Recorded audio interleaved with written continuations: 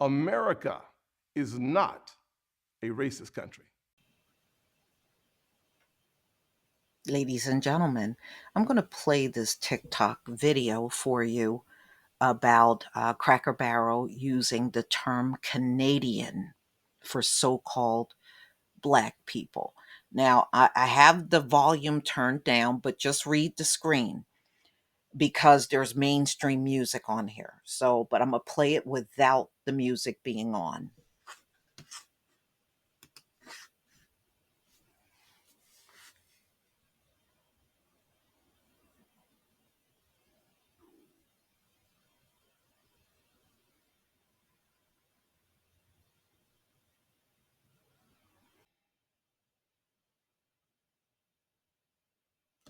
Ladies and gentlemen, Cracker Barrel had a code word for Black customers, or what so-called Black customers.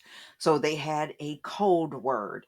I don't understand how these retailers and restaurants always want to do this sort of stuff. I mean, what? The money is not green? And I don't want to hear that we're all being disruptive and loud. We ain't always going to restaurants doing that. In fact, the vast majority of us are not doing things like that at all. So, an employee is now revealing a code word for so called Black people. So, a former employee at a Cracker Barrel in Arizona took to social media to reveal that the restaurant she worked at used a code word against coworkers and referring to Black customers. A word. This is from Senna Honey, posted on TikTok, late last week, that there's a code word being used by white people to speak about Black people without being obvious about it. So she said in the clip, this is a viral clip now, she wrote that a waitress used to complain so much if I sat Canadians, that's what they referred to so called Black people, Canadians. In her section, I was so confused because I thought Canadians were stereotyped as nice in a short video. So she reveals that Canadian was a code word for Black people. Okay, my question is, why can't you just do your job? Why can't you just do your job? And all this extra stuff that you're doing on jobs, it just goes to show you, no matter how much America claims you come a long way, when you see stories like this, you really didn't. You really didn't at all.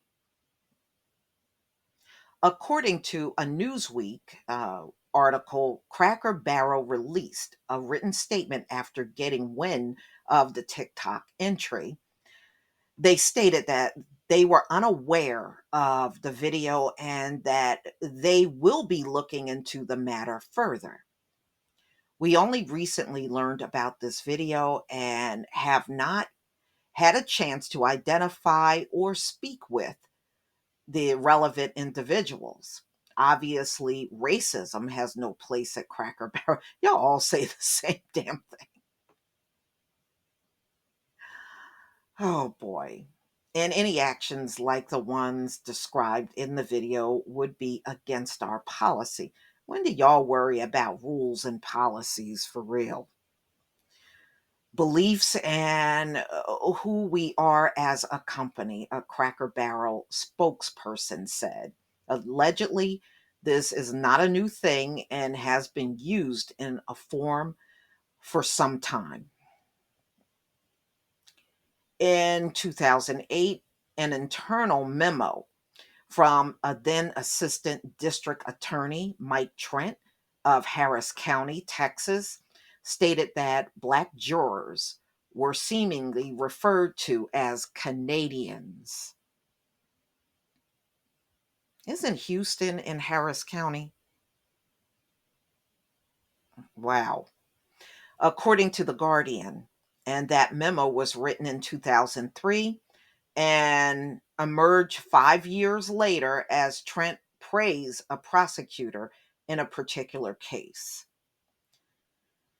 I'm not surprised. Ladies and gentlemen, these things have been going on in America forever. And it's just more evidence and proof that this whole country have thrived on racism for 500 years. And that's why it's so laughable that these folks are trying to fire people and run people out over CRT when you are still living CRT every single day in this country. It's so laughable, it's not even funny. You can't get rid of something if you keep perpetrating it every single day. Just like in the case of Cracker Barrel. Canadians, okay. Yeah, that's real special.